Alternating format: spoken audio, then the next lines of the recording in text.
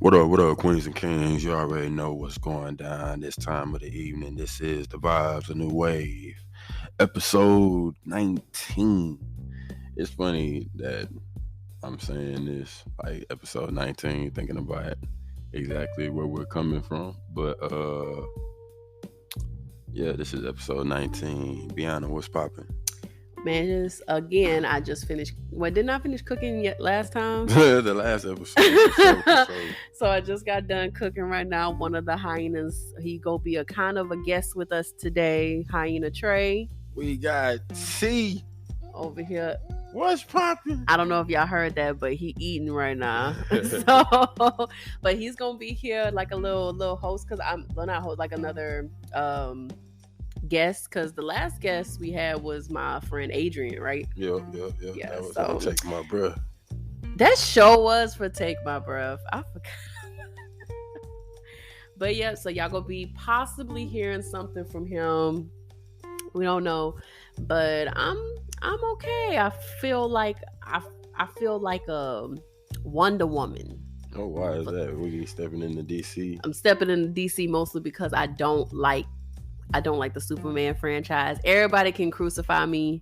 I don't care. I don't like the storyline. So instead of calling myself Superwoman, I'm going to call myself Wonder Woman. For sure, we representing the Amazonians tonight. Exactly. But yeah, I feel like Wonder Woman lately this week. I've been handling stuff and getting everything in order and being a freaking busy bee, but I'm also proud. I'm very proud of myself. So I've been feeling that. I think that's kind of the energy I've been kind of going off of. Tired, yes, very tired, but I'm proud. For sure, Queens and Kings, if y'all ain't know, y'all done checked into the check-in portion of The Vibes. Yes. Where we just elaborating on the week, how we feeling, how we coming off of everything that's been going down. So why you say you feeling the way you feeling? I think it's the evolvement of everything that has kind of gone full circle. Like me and many others were like really affected by like the pandemic. Like I had a regular, it wasn't 9 to 5, it was 5 a.m. to 1 p.m. But I had a regular job that paid me full time. I was going to school. I had like a bunch of stuff going for me. And, you know, at the time of our lives, we always go based off like what plan we have. And just like everybody else, my plans got shattered. And I felt like it was a long time. And I think I didn't realize how long it was going to take for me to kind of get my footing. And as of late, as like everybody knows, I've started a new full-time job. Like I finally got a full-time job. Like, y'all, that took a year. It was really hard. And it's office work like I'm used to doing. And I kind of just started seeing stuff kind of seem like it's going back into a controlling state. Now, granted, I did have goals that were awakened during that forced pause during the pandemic, which I'm still going to pursue. But in seeing me being able to do a lot of the things that I used to do, and that could just be a sense of like feeling you're in control, it's made me feel very proud. Like I'm able to help more. I'm able to provide more. I'm able to I can invest into like the different forms of business that I want to go into. I can invest within myself. I don't even know. It's just like mixture stuff. And like, y'all, he knows like I didn't like go towards like a vegan lifestyle or a replacement lifestyle. I just listened to my body when I had to let stuff go. Y'all, I'm happy that I found some non-alcoholic wine. So it's kind of like I feel almost a reminiscence of a past self, but an evolved self, if that makes sense. And being able to do a lot of the stuff that I'm able to do, regardless of if I'm tired, I'm proud. So that's how I've been feeling.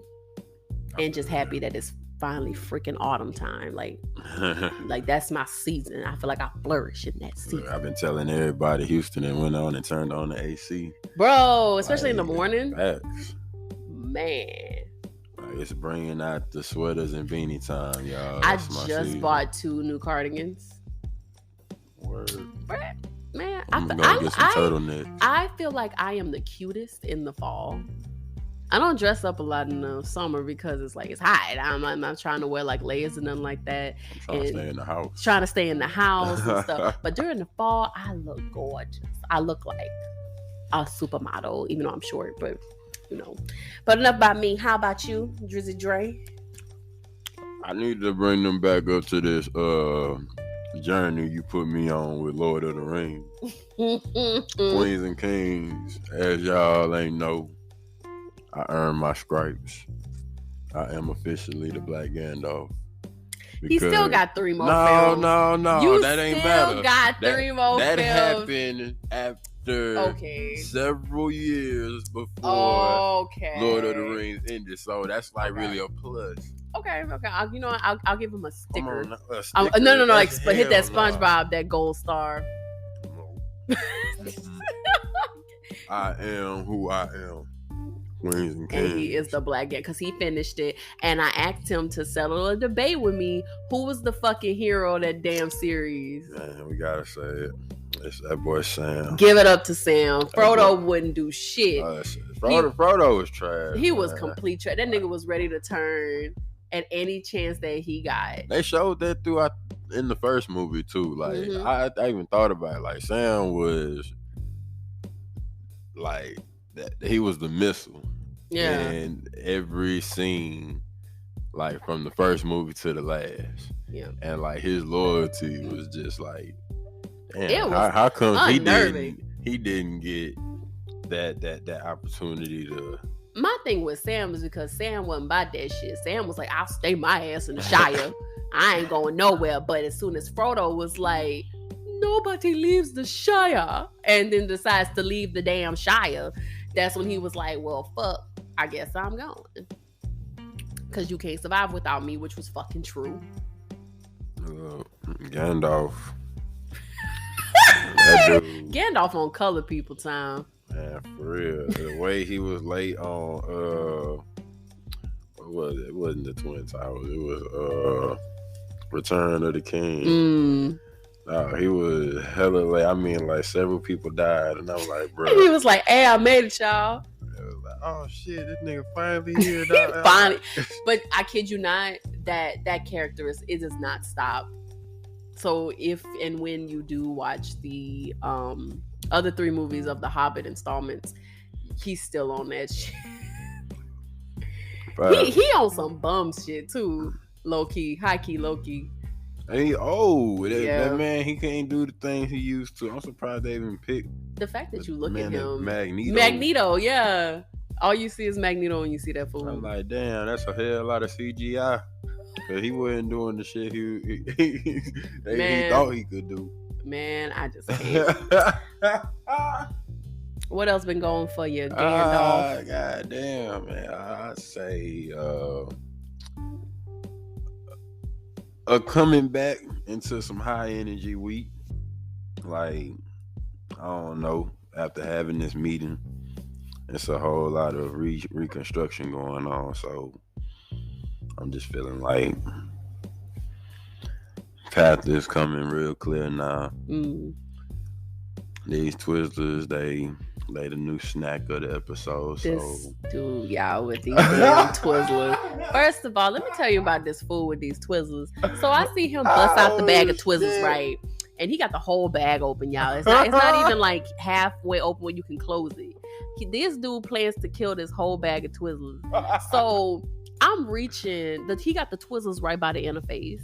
And I'm like, oh, you know what? Run me one. All I want is one. His fool is pushing the interface towards me like I asked for that. I couldn't hear you. I said, run me a Twizzler. Like, and he gonna give me an interface. I'm like, okay, so you wasn't like that? Y'all, Dre, I know you didn't. Y'all, he got 3 Twizzlers in his hand. And he just chopped off all 3 of them. He not even eating an individual.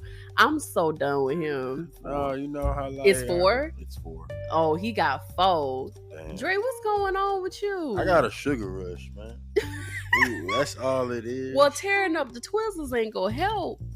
Y'all, anyway, on another side note, I got him. I'm gonna try to get him and our hyena guest Trey to watch the movie Heavy Metal. Now I know some of y'all who probably don't know what that is. Y'all thinking it's music. No, it is a film. It is an animated film, and I want you. Why? Anyway, I want them to watch it. It's something I admit I had no business watching when I was like 10 years old, but you know, a late night, shut up, Drake. But you know, I'm grown. Late night stars. Those of y'all that know, you know, my parents never knew what the hell I was doing. I was up all night and that movie came on and I fucked with it. And then as I got older, I tried it out again, but I saw it and bought it today and I want them to see it. So I want to get y'all reaction. So what was your initial reaction when you came back and watched it? I was like, this shit hit just like it hit when I was 10. Yeah. I was like, this shit bomb. I like this. Is it like a musical? No, it's not a musical. Think of it, it's futuristic. It looked like some He-Man shit. No, you could compare, because He-Man came out in the 80s, right? So think of it, it's that 80s aesthetic of the animation, but it's like aliens and space, and y'all don't like that sci-fi shit. Like, it's good. And then these people, like they got this boy who starts off as like a boy, but the orb or something makes him all muscular and shit. Early 2000s coming out to 90s. It came out in 1981. I like the image. 1981. The first one came out in 1981. Then they came out with Heavy Metal 2000 in 2000. That's what they promoting right now. That's what I'm seeing. Yeah, and it's not a bad sequel, but I prefer the first one. I did see the second. Which one are you going to show us? The first one. Oh, damn. That's the animated one, right? They both animated, but I prefer the first one.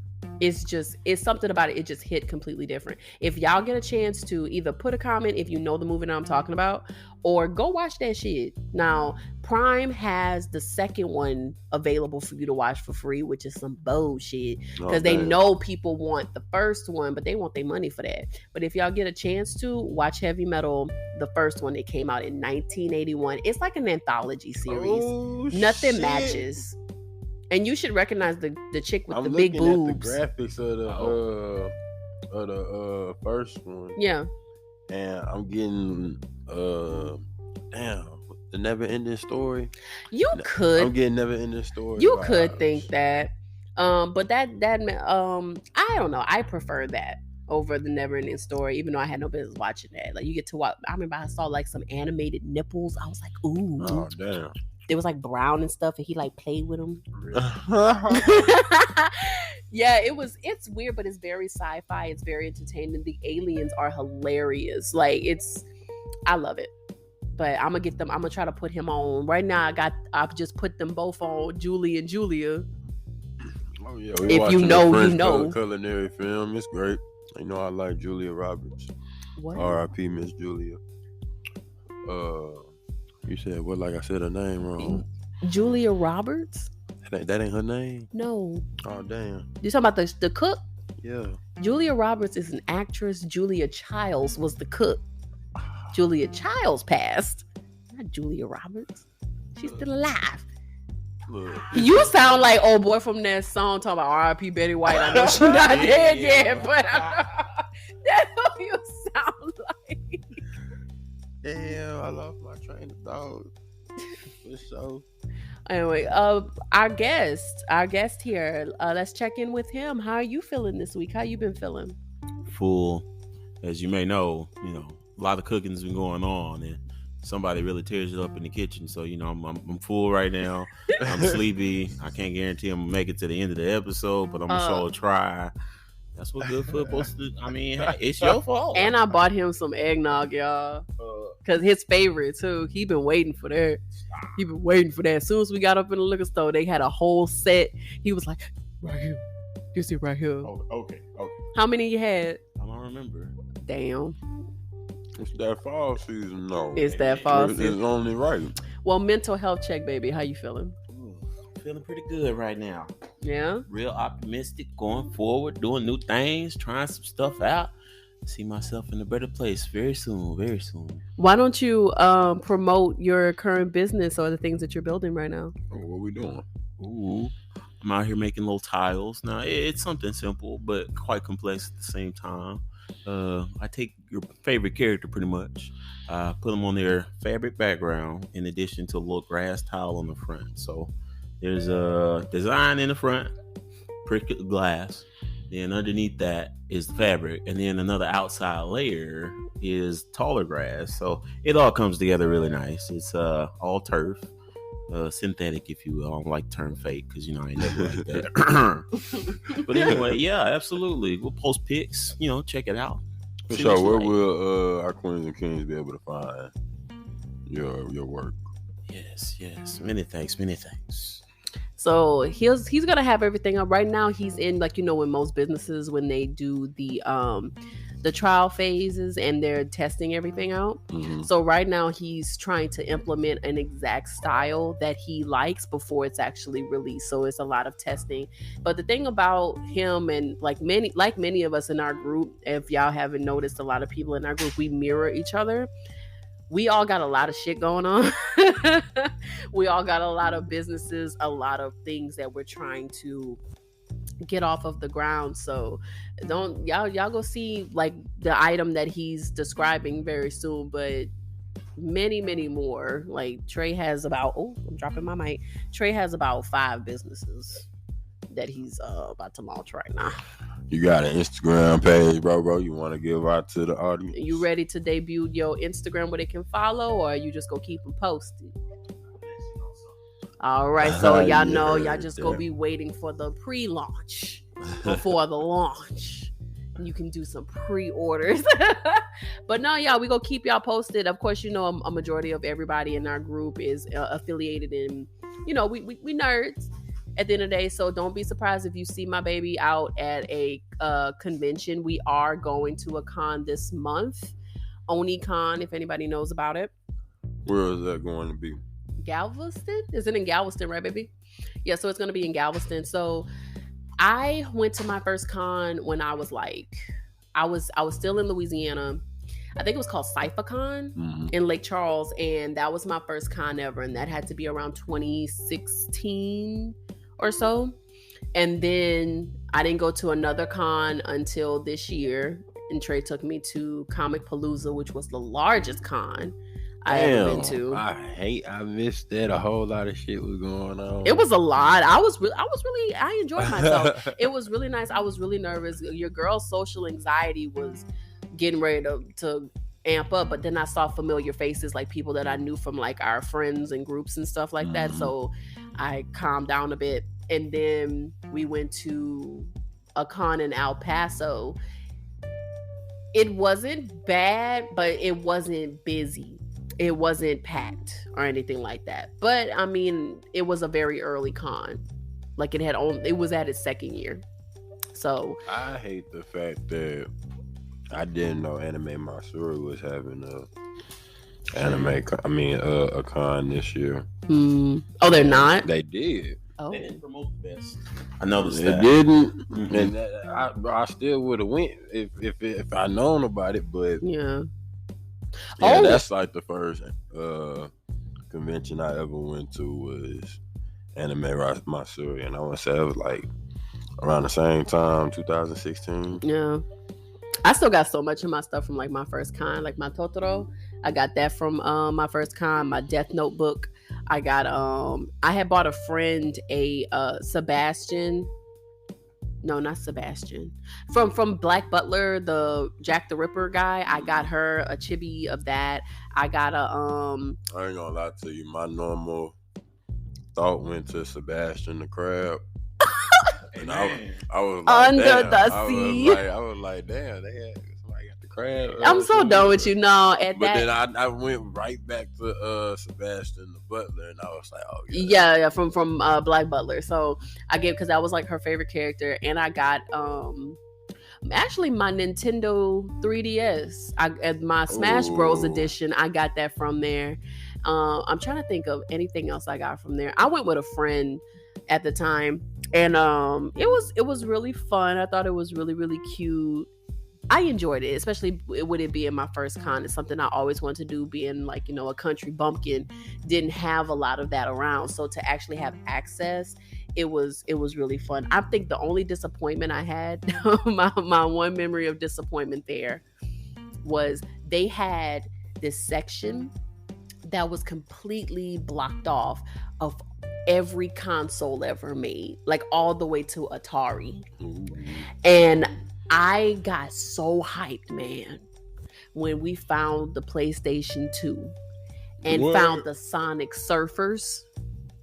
Like, you remember when Sonic used to surf on like the little boards? Sonic Riders. Was it Riders or Surfers? Sonic Riders. Oh, okay.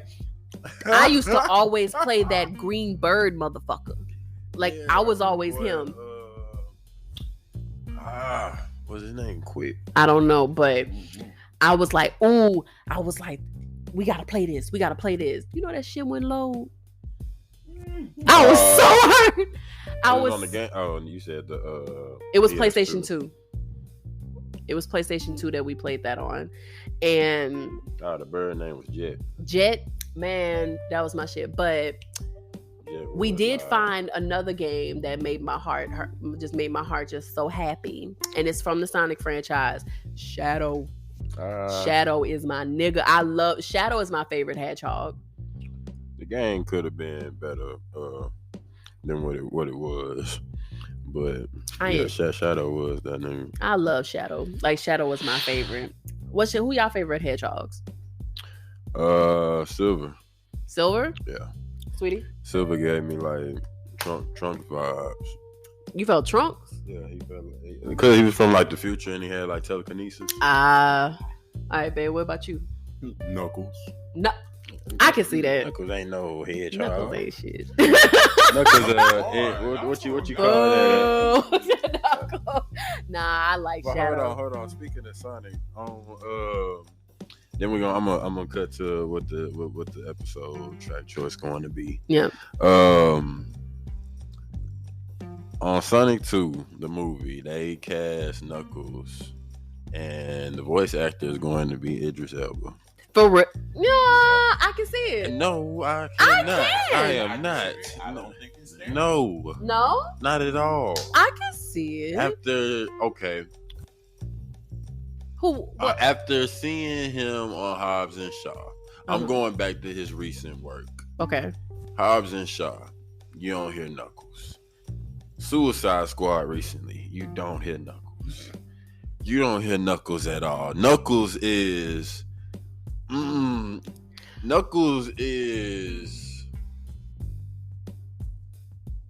Idris.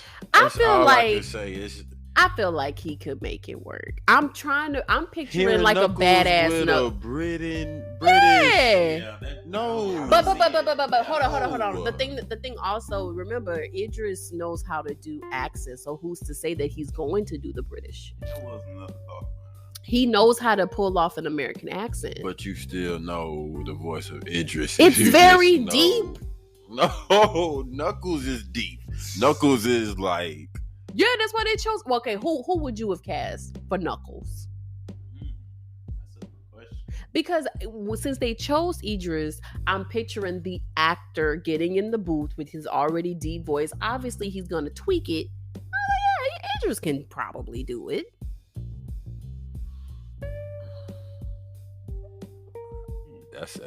I'm open. Knuckles too precious of a character just to throw anybody out there. I guess I don't see him as that precious, so I think that's why I don't care. Oh wow! Oh wait a minute. Now I do. My Knuckles fan. I do know. Yeah, he's pivotal. He's just like Tails. Like, you gotta have a Tails. You gotta have a Knuckles. But I don't care. I can take a leave Knuckles. I don't care if Knuckles didn't show up on the screen. I don't care. Oh, Tails is least in though. If I wanted to see somebody, I want to see Tails before I see Knuckles. Ow. Wow. I don't care about Knuckles. Really? Nope. But like Tails. For real. So here's my argument. Every time Tails is at his dying moments of any game, of any situation, who name is he calling? Knuckles don't call out Sonic name whenever he about to die. So I think it's because I think it's because I think I'm just drawn to seeing. I'm used to seeing Tails stay behind fucking Sonic's coattails, like he's his little sidekick. God, exactly. That's Patrick. He's less than Robin. Less than Robin. That's all I'm saying. But fucking Knuckles, you know what? And it's so funny that I don't gravitate towards him. He has a very personality of damn near trying. If we're comparing them to like Dragon Ball Z characters, Vegeta, but Yes, I don't fuck with exactly. Knuckles as much as I fuck with Vegeta. Okay, and think about let's do this. It's a role reverse. You put Idris' voice behind the Vegeta. That don't sound right, huh? Honest, That don't sound right. Got you there. I don't know because I probably can't. I really can't. Oh, yeah. I really can. And that's how I feel being a Being a Sonic fan, knowing how Knuckles grown and evolved in this universe, and just his voice is just not Idris. It's grumpy. It's. I like Shadow. I don't like nobody else. I was about to say some Doja Cat shit like I'm a worm. I'm accepting an award, and I look like a worm. And that shit is fucking awesome. Look, Queens and Kings, that was the check-in portion. We had a couple minutes to a transition, so I'm gonna introduce the track of choice. Well, Drew, this is your track of choice. What are we listening to this evening? Well, we are going to debut our first ballad. Now, some people may be a little biased or disagree that like some of the other songs that we picked were ballads, such as like Sunshine. Now, I don't feel that way. I feel like they were still very heavily embedded in very R&B. This is something that you mostly hear vocals as well as piano, mostly backing them up. So we are going to introduce you guys to our first ballad of the podcast, featuring the world-renowned Bruno Mars. And what's the name of this song, Drizzy Dre? We're going to listen to all my exes out there. This is not implied to y'all. When I was your man, you feel me? So everybody on our Spotify, you know exactly how we go down. You will hear the track as soon as this next transition proceed. And everybody over to our YouTube channel, the link will be under our description board. This is Bruno Mars, When I Was Your Man.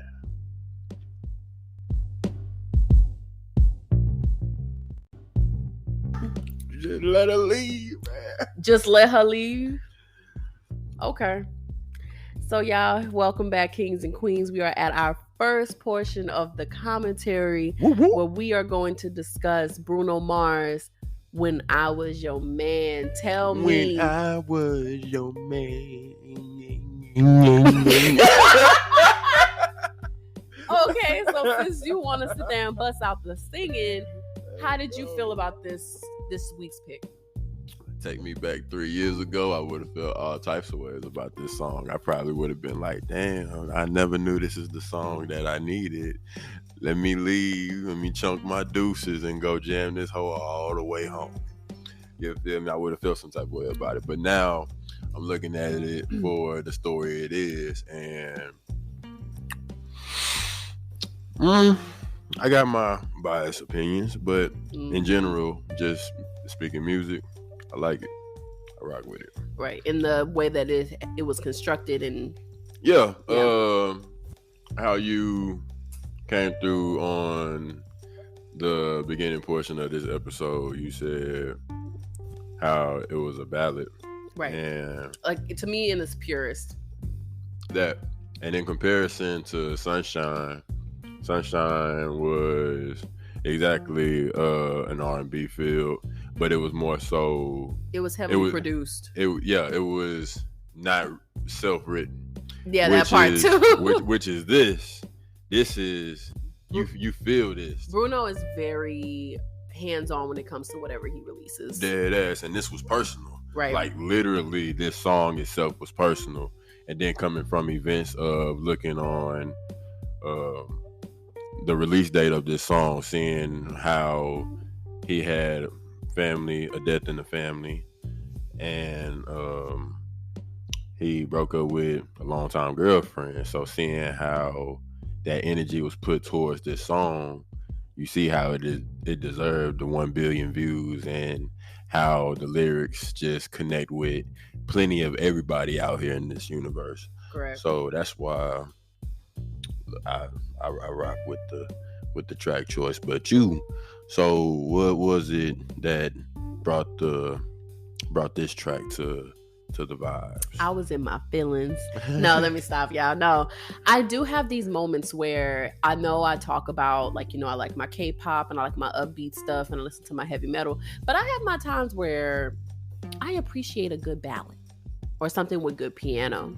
So at one point, I was listening to a lot of just like heavy instrumental piano, just a lot of stuff like that. And then something clicked while I was going through my list. You know how sometimes they'll give you a random recommendation. Mm-hmm. And lo and behold, if When I Was Your Man did not pop up, and I was like, we have not touched a ballad in, like, to me, its purest form, where it's just, like you said, the emotion behind the vocals, Mm-hmm. as well as the just something that's as simplistic as like a violin or a piano or even a guitar.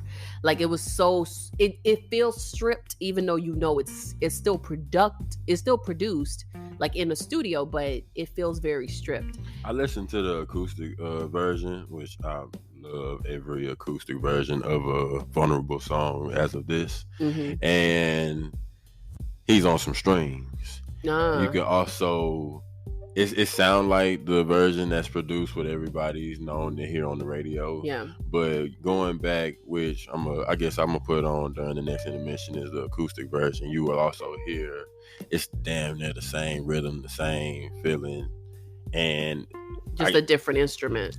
It's a different instrument, but you can also hear the pain and emotion through the instrument as well. Right. Which would make the acoustic version, I want to say, probably my top version out of just the whole song itself. I'm so glad that, like, you brought up about like the vulnerability, because, like, y'all know your bitch like vulnerable music. I like vulnerable music. I love music that tells a story. I think another reason why I'm so drawn to Bruno is because naturally his default is the music that I love, such as like Amy and a lot of the jazzy. He's very much a powerhouse, and I love that you can enjoy him. You can enjoy him in hip hop. You can enjoy him in ballads. You can enjoy him in jazz. You can enjoy him in doo-wop. He is very mutable, and I think I'm not doing it. But I think the thing that's so unique about Bruno that I love, guest, I'm gonna need you to come back because I do have questions for you. The thing that I've loved about Bruno, which is another reason why I wanted to bring one of his songs to the forefront, and I wanted to bring a very emotional song to the forefront, it's because of his talents as a songwriter. I love a good story given with a song, and to me, although it's a pretty short song, it's so to the point, and it gives you like that full expression of exactly what he's conveying with the lyrics. It tells you literally everything that he felt that he could have done that he missed out on, which goes into my other question.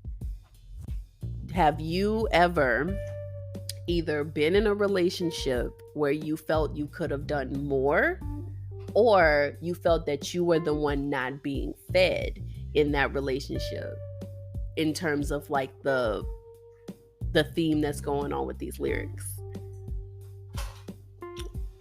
See, I could get real deep on that question. Get deep. Or I could just act like a whole jester. Get deep. And be honest. Or just be honest. I ain't gonna be vulnerable with y'all like that. I don't like y'all like that. You feel me? But look. Y'all, the rudeness. The rudeness of it all. I want to say we all been though. We all been through that trial and tribulation of just Wait. Which side? What you mean we all been there? And which side? Everybody would be real hypocritical if they say they haven't been on both sides. Well, I guess I'm a hypocrite. I take that. I take that. We all have our opinions on that standpoint, but I want to say we also look at either past what ifs or like feeling there's something I could have did. No, it's something I could have did, something I could have avoided. And it's a little bit of what ifs and what could have. And on that part, I say through the relationships, through the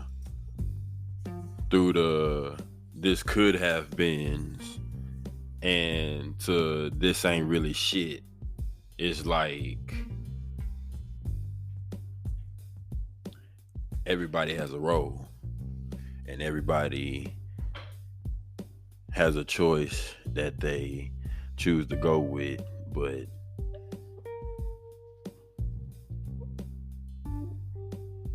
now are you speaking like in reference to, because I'm going off the premises of the song. Now if you're playing devil's advocate, more of like people thinking of the what ifs and could ifs of, if I knew better, I would not have endured this. Or if I saw something or whatever, like let's say like noticed a red flag. But you're asking me personally, right? I'm asking your opinion. Oh, just on the song. Okay, I thought this was personal. No. Oh shit. Now when I was asking you on like, I guess in a personal sense of, in reference to the song, have you ever been in a situation where you were the one that wasn't receiving anything was being reciprocated, so, or you didn't feel like you were being fed or listened to or seen in the relationship where let's say that you're the one that got away? Or were you ever in a situation where you felt, oh, I probably could have gave a little bit more effort, and now she over there dancing? No, I got the fuck away. Well, there you go. All right. Yep. I mean, the lip. I flew off on their ass.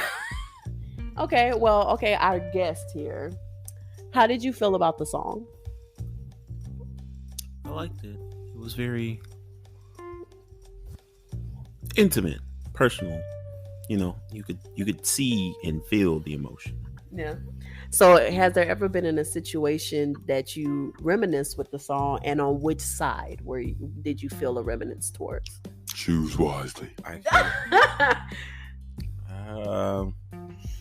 That's hard to say. Most of my relationships are amazing. Cough, cough. Not to toot my own horn.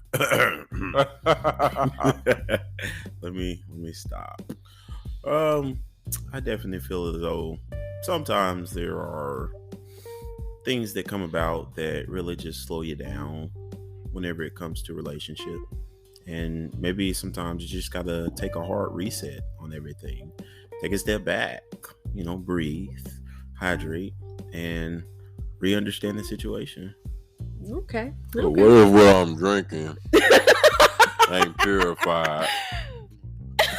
You feel me? What if it ain't been through the recycling process? Now I'm just drinking past due water. Some of that shit dirty, bro. I'm not dealing with you. Okay, so let's go back to like another question for our guest.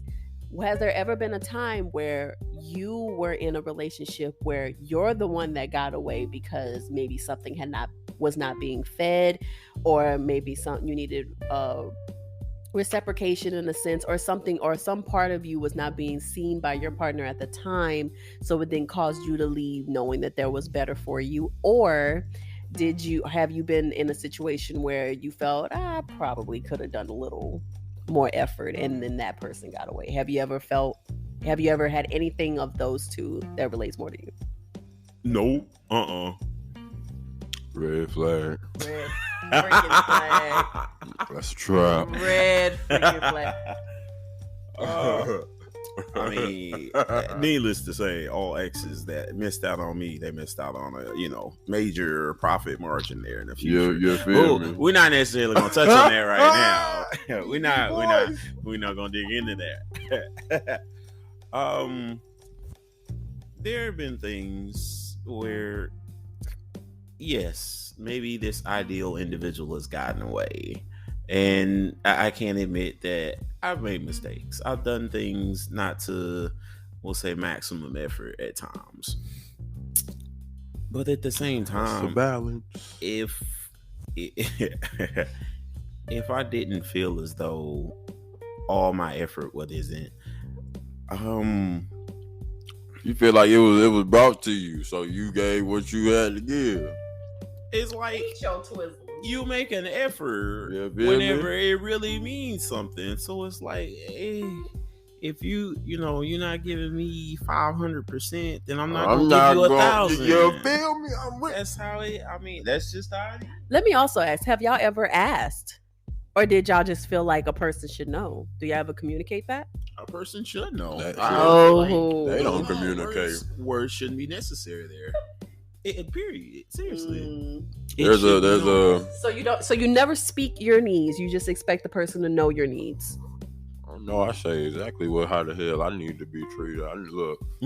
So you are communicating. As well as you need to be pampered, I need to be pampered too. So you are communicating.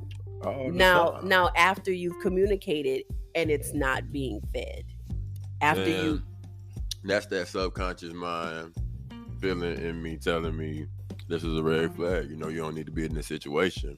But that goes to everybody. This now is still so good. I hear this red flag in my head, but I'ma still stay and go around that. So okay, what about you? Was it communicated, or did you just expect them to just know? Well, we've had discussions based upon the subject multiple times, and eventually you just got to get to a point where it's like, hey, just there you go. What's it gonna be? Okay, look. I like that question because when I was your man, Bruno Mars, look at the story situation, look at the lyrics. And the lyrics, to me, at least to me, it's like he's listing everything that she said that she likes or would like, but he neglected and did not do. But you got to understand the lifestyle.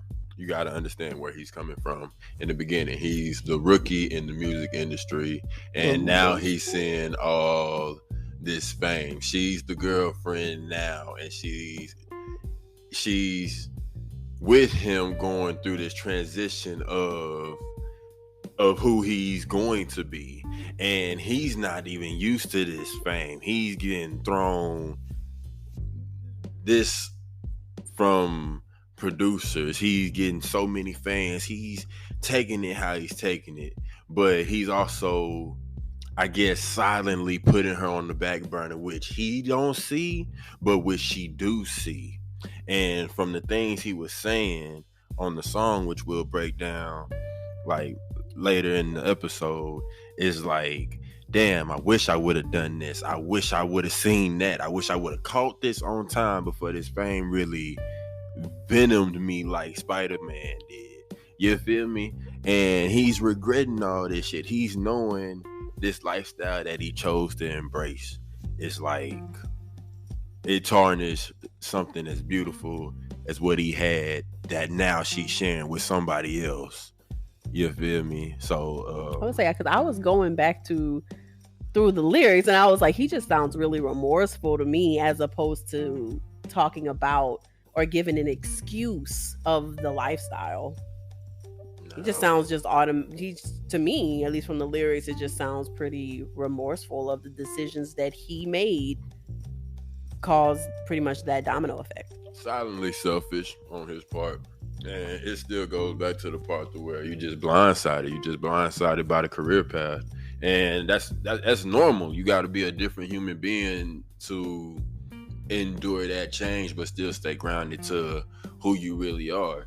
And going back to whom the story is about, they're apparently still friends. It's still that connection right there, and it's still support from each other in probably two different aspects of career paths. And I don't know, just he said he was young and dumb. So I suppose. I don't know. You got anything else to add towards that? No? My opinion sound judged. What? How does it sound judged? Who's judging your opinion? I suppose. I don't know. I mean, at the end of it, all it is an opinion. The only person who knows the narrative of this story will be Bruno. Perhaps. We will never know. All we have is the lyrics and the emotion behind the lyrics, how they're sung. And I was just wondering, just based off of the story alone that's presented to you from the song, is if you ever were put in like that type of situation, and which side were you on, and so on and so forth. I'll take. I say both.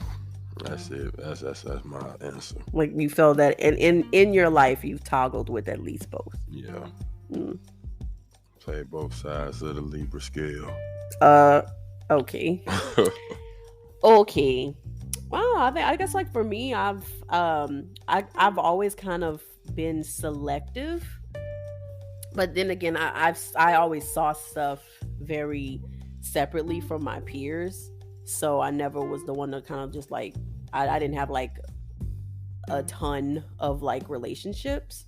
I always felt like those were something that you have to be kind of careful about. I definitely wasn't like a serial dater or anything like that, but no, I was the person that always advocated communication. Like, tell me what it is that you need. Tell me what it is that you want, so I can do to the best of my ability what I can do for you that you need, or that you're claiming that you need to be fed in the relationship. And I would say in a lot of past relationships I've had, I did not receive a lot of reciprocation, which is what then caused me to go. So, or it just ended.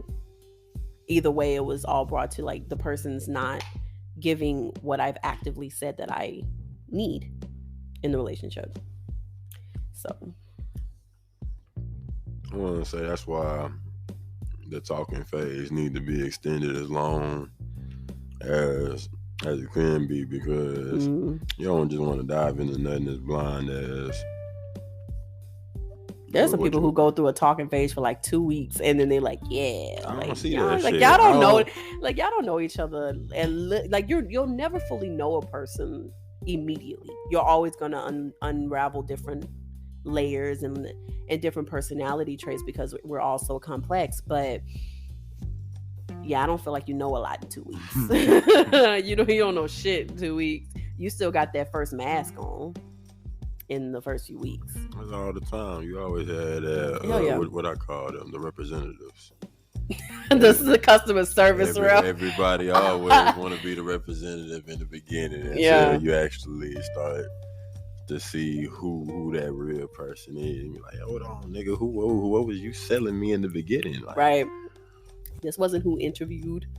But check this, Queens and Kings. It says here on Genius.com, where all our sources will be coming from. It says, "When I Was Your Man" is a song by, y'all already know who the song by. I ain't got to say this man name like that. He not even drinking, y'all. And he already skipping words. Trying to label me a drunk on this show? Nah, if I want to call you a drunk, I called you drunk. Look, y'all. Now you a Twizzler fiend. I get it's gone. And I just keep on holding on. So, When I Was Your Man is a song by American singer-songwriter Bruno Mars from his second studio album, Unorthodox Jukebox. Great album. Loved it. The song was written by Mars. You didn't like that album? No. I love that album. One of my favorite songs is Money Make Her Smile. You trying to play like Lenny Williams. I like Money Makes Her Smile. It's a good song. Right. Anyway. The song was written by Mars, Philip Lawrence, Ari Levine, and Andrew Wyatt, while production was handled by the Smithingtons. Achoo. I'm not. Damn. It was released as the third promotional single taken from the album and as the second official single. When I Was Your Man is a soul piano ballad, swish, about a pre-fame heartbreak as he regrets a girl that he let get away. Was that swish referred to like Ballad. basketball? It said swish, and I was like, what a 3-point at? Like, hold on, I don't see Only it. 3 pointers. Only 3 pointers. Anyway, Let's go. expressing his earnest hope that her new man is giving her all the love and attention he was unwilling or unable to provide when they were together. Yeah. You said that's new man. That's that new shit. It received positive reviews from music critics who praised Mars' vocals and named it a vulnerable and emotional ballad because it is. It was like, I miss you. I'm talking about oh. That's a new Lenny Williams, y'all. But you know the hip hop version of that. They said time is. Don't go living life without me, cause your mind still. That song's toxic. It is. That's all that song. Hold on, what he said? Let me beat that pussy up one more time. That's all he wanted. See, he said his true intentions at Let the me beat end that of that pussy up song. one more time. Talking about don't go living life without me. Basically saying, just waiting for that one. Look, what I'm really trying to say is, I want to hit it. That's it. Just one more time. I just want to see And if that's I'm gonna miss it. freaking If lie. I'm not, you feel me? That's a freaking But lie. not Bruno Mars. No, not Bruno. Bruno's he was very, very earnest. He pulled the Robin Thicke. You feel me? He tried to get his. He Don't tried you to get dare. his woman Don't back, you y'all. dare. Don't you I dare. got to. It's Don't a you comparison. dare. Don't you It dare. ain't worked though. Bro. No, it didn't. Because she went on with her fucking life as she should have. So, ain't no wrongs in this game of love. Shut y'all. up, It is. Dre. If you get it, you get it. If you don't, you don't. Dre, please. Dre, please. Go sit All down. facts, no cap. Go sit down. Nah, but let us know how y'all feeling about when. Yeah, how did y'all feel about it? Were